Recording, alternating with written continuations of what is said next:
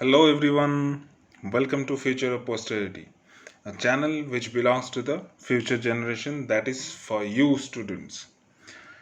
Before starting this video, let me clarify one thing, that this channel is not for any subscription, likes or dislikes.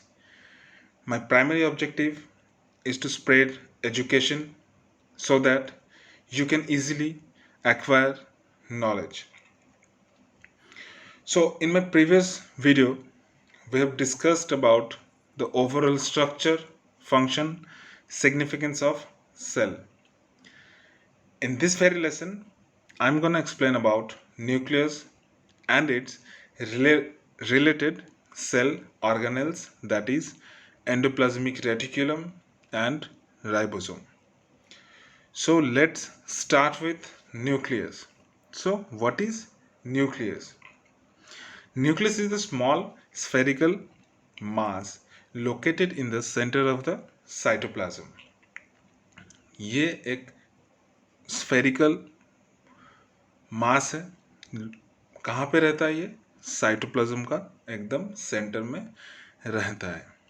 लेकिन students, ये partially correct है, क्योंकि ये खाली animal cell के लिए ही applicable है. प्लांट सेल में ये बिल्कुल सेंटर में नहीं रहता है, क्योंकि प्लांट सेल का मेजर पोर्शन वैक्यूल रहता है. इसीलिए ये थोड़ा प्लांट सेल में ये थोड़ा सेल मेम्ब्रेन का तरफ रहता है. It is the most important part of the cell. Nucleus जो है ये सेल का सबसे इम्पॉर्टेंट पार्ट बोला जाता है. ये इसको आप सेल का ब्रेन भी बोल सकते हैं. क्यों इसे सबसे इम्पॉर्टेंट पार्ट बोला जाता है? It regulates and coordinates various life processes of the cell.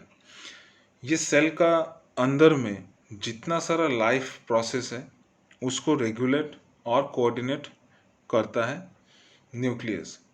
It plays an important part in the cell division. Cell division में भी ये बहुत इम्पॉर्टेंट पार्ट प्ले करता है.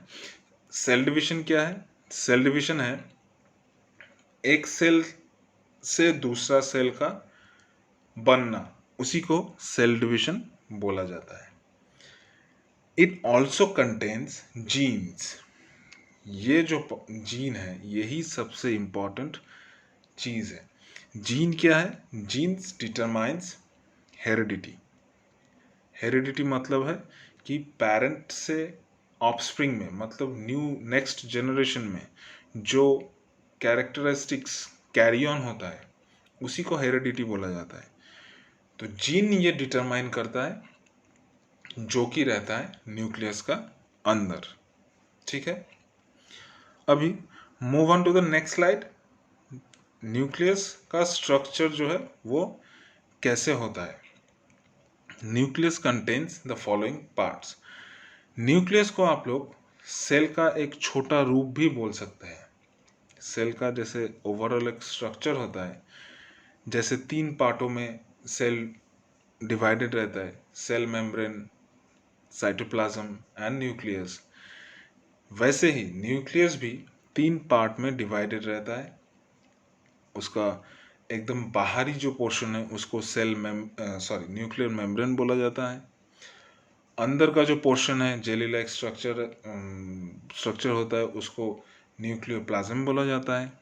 और सबसे अंदर एकदम सेंटर में न्यूक्लियोलस रहता है.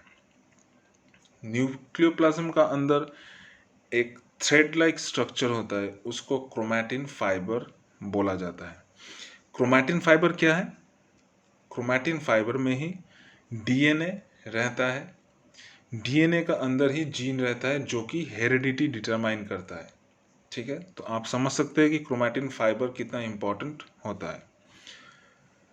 अभी अगर न्यूक्लियस का मेम्ब्रेन के बारे में बोला जाए तो वो 2 पार्टों में डिवाइडेड होता है. एक होता है आउटर मेम्ब्रेन और एक होता है इनर मेम्ब्रेन. आउटर मेम्ब्रेन जो है वो बाद में एंडोप्लाज्मिक रेटिकुलम में कन्वर्ट हो जाता है। तो अभी अगर न्यूक्लियोलस और न्यूक्लियोलाई के बारे में बोले तो दोनों क्या एक ही चीज़ है कि अलग चीज़ है? Nucleoli is the plural of nucleolus. कुछ भी नहीं है, ये न्यूक्लियोलाई जो है टर्म जो है ये न्यूक्लियोलस का ही प्लूरल फॉर्म है। Nucleolus participates in protein synthesis. Nucleolus का काम क्या है? ये प्रोटीन सिंथेसिस में पार्टिसिपेट करता है। प्रोटीन सिंथेसिस बहुत एक इम्पॉर्टेंट टर्म है।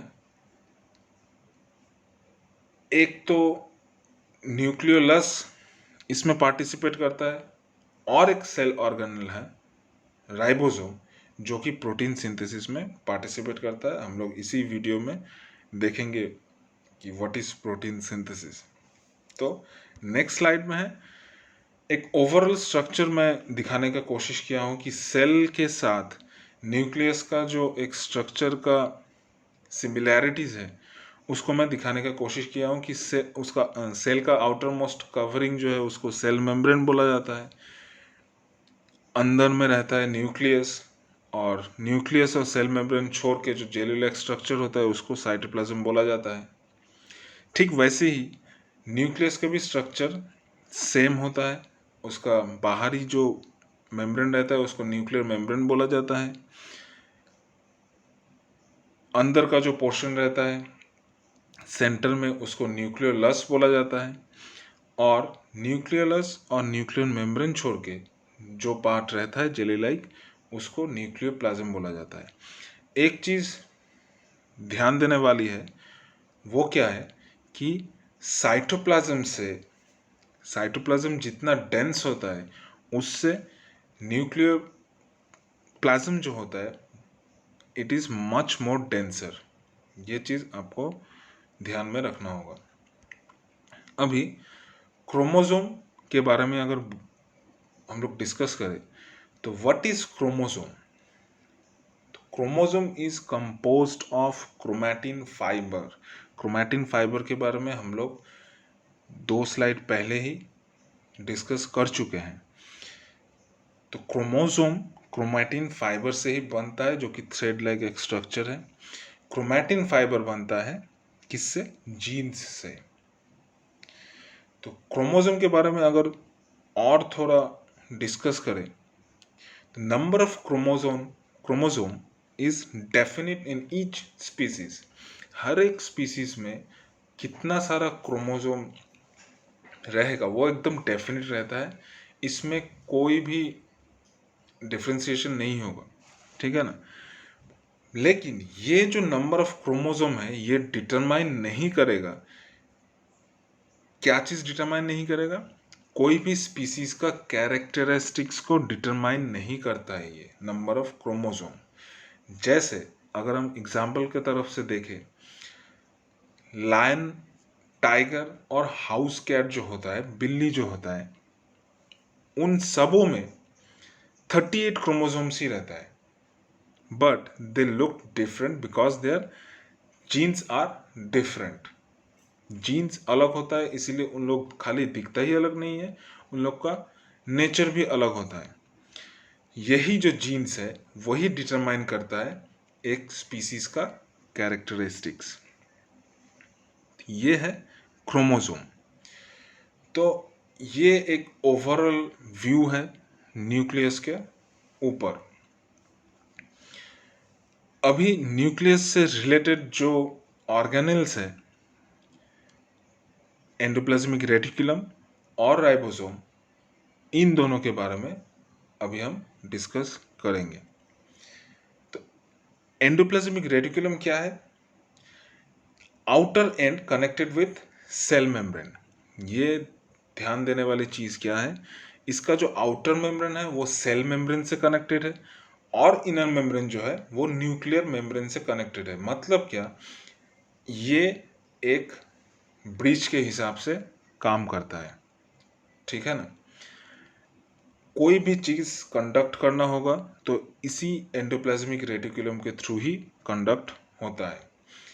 appears rough when ribosomes attached to it. अगर राइबोसोम्स एंडोप्लाज्मिक रेटिकुलम के साथ अटैच रहेगा, क्योंकि राइबोसोम जो है होता है वो ग्रैन्युलर स्ट्रक्चर है, दानेदार होता है, इसीलिए वो अगर एंडोप्लाज्मिक रेटिकुलम के साथ अटैच रहेगा तो वो थोड़ा रफ अपीयर होगा, और अगर अटैच नहीं रहता है तो वो स्मूथ, एंडोप्लाज्मिक रेटिकुलम का जो सरफेस है वो स्मूथ होगा। इसको शॉर्ट में आरईआर और एसीआर बोला जाता है। आरईआर मतलब रफ एंडोप्लाज्मिक रेटिकुलम और एसीआर मतलब स्मूथ एंडोप्लाज्मिक रेटिकुलम।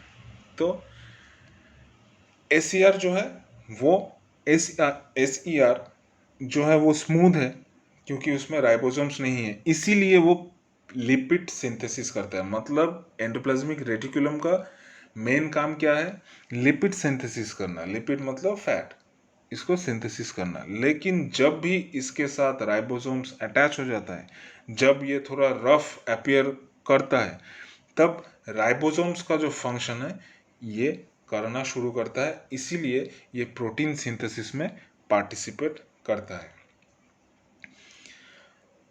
अभी अगर एंडोप्लाज्मिक रेटिकुलम का फंक्शन देखें हम लोग, तो it forms the supporting framework. ये जो सेल का एक सपोर्टिंग फ्रेमवर्क बनाता है। Pathway for distribution of materials from one part of the cell to the other. Cell का एक पार्ट से दूसरा पार्ट में डिस्ट्रीब्यूशन का काम, कोई भी मटेरियल का डिस्ट्रीब्यूशन का काम कौन करता है? ये एंडोप्लाज्मिक रेटिकुलम करता है। डिस्ट्रीब्यूशन का काम बोलना ठीक नहीं होगा, डिस्ट्रीब्यूशन का पाथवे वे बनाता है। अभी next organelle that is ribosome. ये बहुत इंपॉर्टेंट रोल प्ले करता है क्योंकि यही मेन प्रोटीन सिंथेसिस जो है ये करता है। These are numerous small granules. ये बहुत छोटा छोटा, बहुत सारा क्वांटिटी में रहता है सेल में, ग्रैन्युलर स्ट्रक्चर में दानेदार होता है। इधर scattered forcely to the cytoplasm और attached to the endoplasmic reticulum. या तो ये इधर उधर साइटोप्लाज्म का अंदर बिखरा हुआ रहता है, या फिर एंडोप्लाज्मिक रेटिकुलम के साथ ये अटैच रहता है। Main function is to synthesis protein. अभी हम लोग देखेंगे कि ये जो प्रोटीन सिंथेसिस है ये एक्चुअली में है क्या। Protein is required for many cell activities such as damage repair and other chemical process. कोई भी डैमेज अगर रिपेयर करना होगा, हम लोग को कट गया है, कहीं पे वुंड दिखाई दिया है, या फिर कोई भी सेल को डिवीजन का करने का ज़रूरत है, ये जो पार्ट्स है ये कौन करता है? प्रोटीन करता है। तो प्रोटीन को सिंथेसिस कौन करता है? राइबोसोम करता है।